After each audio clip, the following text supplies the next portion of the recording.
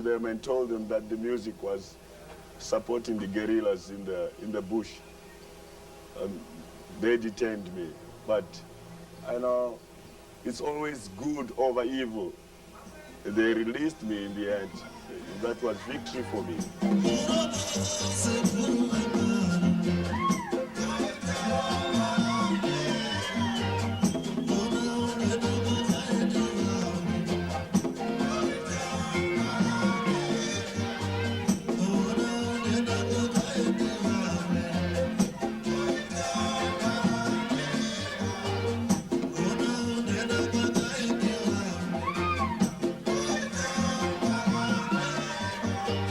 My own music comes under the label Chimurenga because most of the lyrics that I sing is about war and the freedom of the people.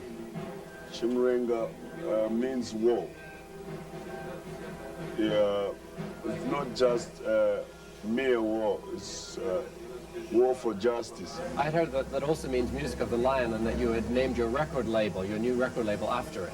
Zimbabwe is a lion country, and our music, reflects that, because we have, what we call spirit mediums, and those are, the lions of this country. I see. And the music, honestly, came from those people, and that is what we call our roots music.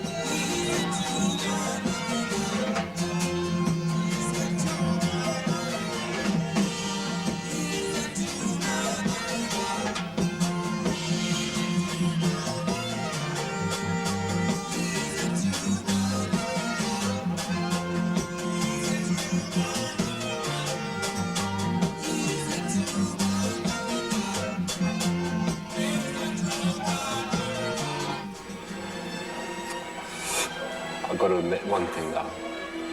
Our problems don't amount to a hill of beans in this crazy old world. Yes, yes, I know.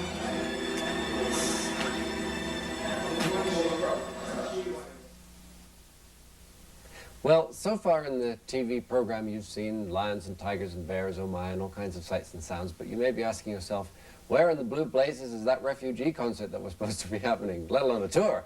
Well, there have been problems. The tour did not turn out exactly as the group would have wanted. There have been so many obstacles, it's really enough, as far as I'm concerned, to really color a person's attitude about a country they visited that may have seemed very beautiful at the start. So I have to ask you guys, how have your impressions changed from the moment you arrived to, well, now 3 weeks later, and barely a show has gone down? It had seemed so organized when we left Canada, and we wouldn't have left if we hadn't been organized. So getting here and the whole reception at the airport, everything. When we got here, sitting around the pool drinking and little parakeets in the trees, everything looked like we had died and gone to heaven and not hell, right? Obviously since then, the business side of it has collapsed. I just can't believe the inefficiency of the banking system here. The whole government system is a joke. It's a mess. When the revolution came here in 1980, there were a lot of people around the world who were looking at Zimbabwe as a country that might successfully turn around from a racialist situation, like South Africa still is now, adopt a black government, and then not proceed with revenge and massacre of whites in the streets and so on, but have a prosperous community for all.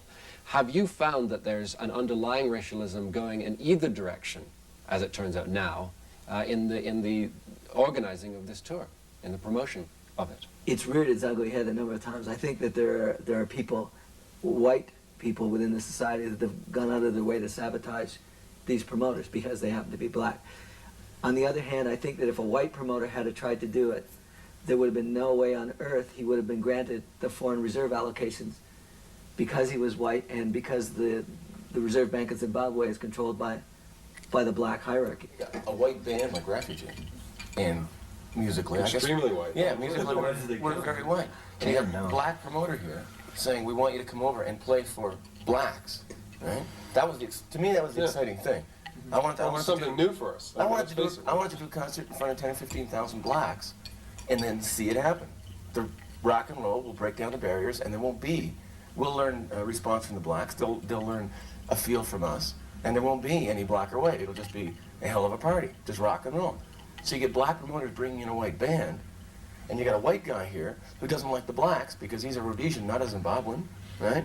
So he screws up all the promotion, and then you've got a white band held captive in a Holiday Inn for 3 weeks, right? You're hostage in a hotel for 3 weeks, and you can't do the concerts for the blacks or the whites. It's like there's some old school whites here who want the blacks to look like they're 6 years out of the jungle, and they're totally incompetent. The blacks, I mean, it's the whites' fault that the black are incompetent in a lot of cases, because they just haven't been permitted the education in the last 20 years. So now, 100 years ago. of course, right? So now what you've got is when the black government takes over, they've elevated and they've promoted the blacks into positions that they're just not ready to fill. And we had put in the contract, because we're nervous Canadians, that we would not play for a segregated audience. Look at the newspapers in North America right now. We wouldn't do that. That's right. And yet what we find out when we come here is that there are venues where whites will go. You'll get the odd black, but Rufaro Stadium, which is the big one here, it was only black, and we sort of went, "Oh, why is that?" And we took a drive down there with you that day, and there's no question. It is right next to this place called Mbari. It's not a law, it's just what they do. Is the blacks go here and the whites go there. And That's the the way it location is. is Mbari, and then there's this huge stadium, That's how they live. and it is Mimbari is the black. it is a black township, like the Soweto thing. So that's what it looks like, the pictures of it. And I talked to some white people and they asked me where we're playing. I say, "Well, we're supposed to play this stadium," and they go, "Where else are you playing?"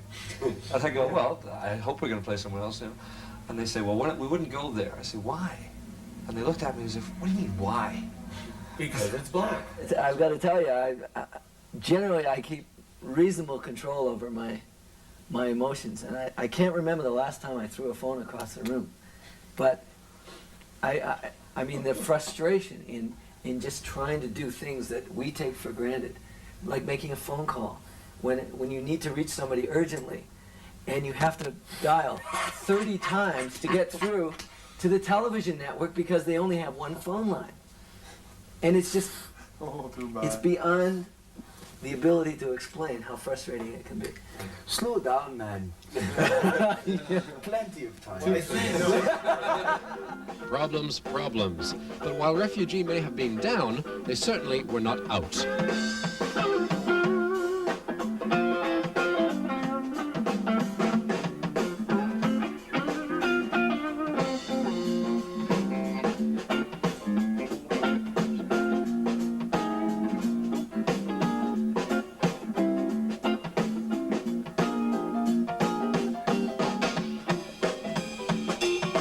So what we've done is, because we've had some time off, we've come into a local studio here in Zimbabwe, and we're doing a tune that was actually written for the African trip. And what we're going to do is press this record here, and the money that is generated is going to the Save the Rhino people, because the black rhino, we found out a couple of days ago, the black rhino was almost extinct in the whole world. So any money that we can generate towards that is worth doing. Yeah, I have seen the sunrise in Zimbabwe, shining on the hills and all the valleys, on the rivers and the trees, shining through the faces, and now something shines in me, 'cause I have seen the sunrise in Zimbabwe. Yeah, I have seen the sunrise. In fact, there are only 6,000 black rhinos left in the world today, most of them in northern Zimbabwe, in the Zambezi Valley. This is also where poachers do most of their dirty work. Why is there still a market for rhinoceros, is it horns for aphrodisiacs? What the hell is it? Yes, it is a horn, although it's not so much for aphrodisiacs. That's a good old myth that seems to have got embedded as a myth. It's in very great demand in Southeast Asia and the Far East for medicinal purposes. They use it in traditional medicine over there for everything from colds to high fevers. In the Yemen, the horn is used for ceremonial dagger handles. Every young Yemeni youth wants a rhino horn dagger handle. And certainly in Asia, the final price of rhino horn can go as high as $30,000 a kilogram. So there's a very great incentive to poach it, and of course there's a falling supply as well. We want to get everybody in on it, right? So we'll get those guys we met at the bar last night. Oh, great. Yeah, they can make it down here by tonight. They can make lots of drinks. Yes, we'll get them in. We'll get the guys from the studio here. Daniel, we can get Daniel in on it.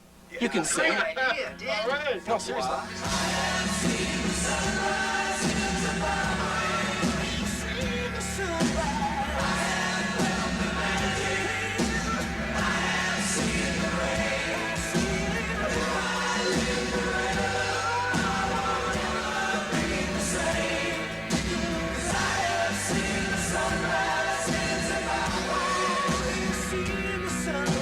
Very resourceful, eh?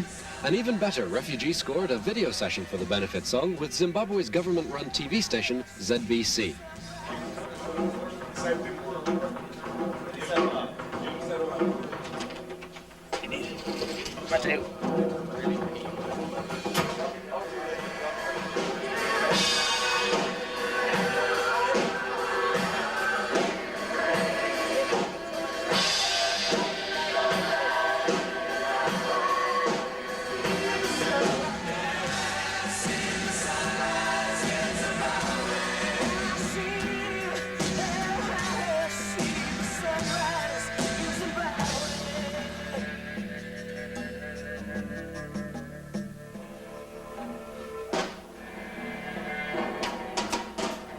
Right, okay. Stand by, Betty. Come on, one, I want the vocalist. Thank you, and focus. So, we've been there almost a month. We're at the airport, disheartened. In comes the CIO, arrests the band's manager. And we're thinking, this is our last hour. They take him for interrogations. They tear his luggage apart. Suddenly, the promoter wants to put out $25,000 at least in the hope we'd play a show. Flips his wig, goes crazy. The tension's too much. Starts frothing at the mouth, screaming racist slurs. It's amazing. Cops look at him. Cops look at the manager. Something's afoot. Next thing we know, we're on the first flight out. Did they play? Yeah, they played. They played in Rhodesia's most exclusive white disco. Of all the gin joints and all the towns and all the world, Refugee played Archie's.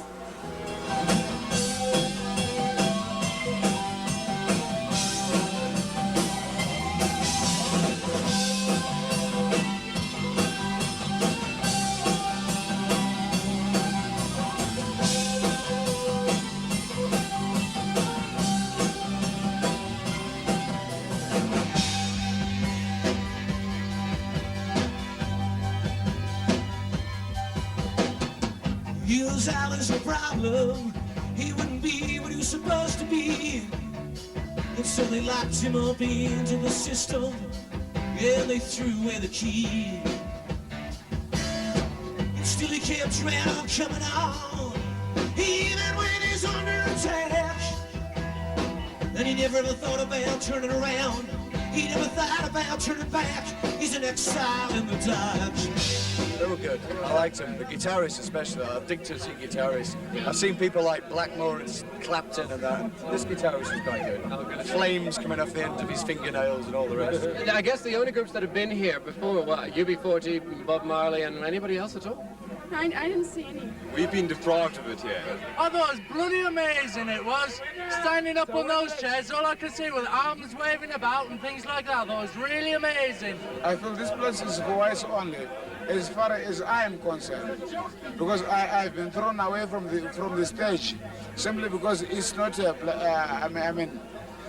The group which was playing. I came here especially for that group, but I never enjoyed it simply because I'm not white.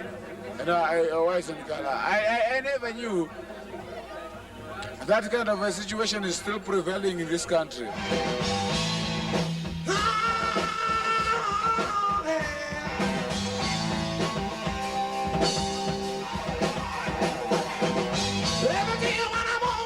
Because I like my sugar sweet.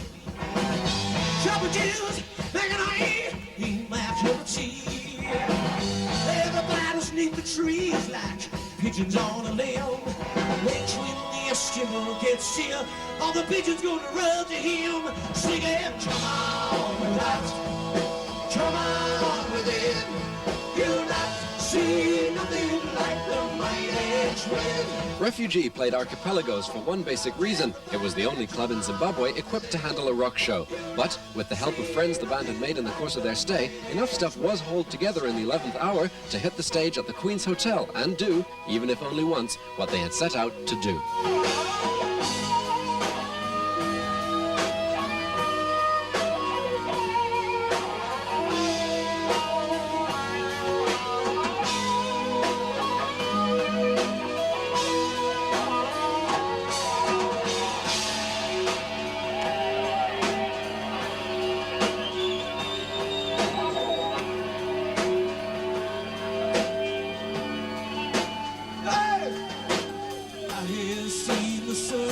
sunrise in Zimbabwe. I have felt the magic, and I have seen the rain. And if I live forever, I won't ever be the same. 'Cause I have seen the sunrise in Zimbabwe. Yeah, I see the sunrise in Zimbabwe. Hey, I have seen the sunrise in Zimbabwe. I have felt the magic, and I have seen the rain. And if I live forever, I won't ever be the same. 'Cause I have seen the sunrise in Zimbabwe. I have seen the sunrise in Zimbabwe. I have seen the sunrise in Zimbabwe.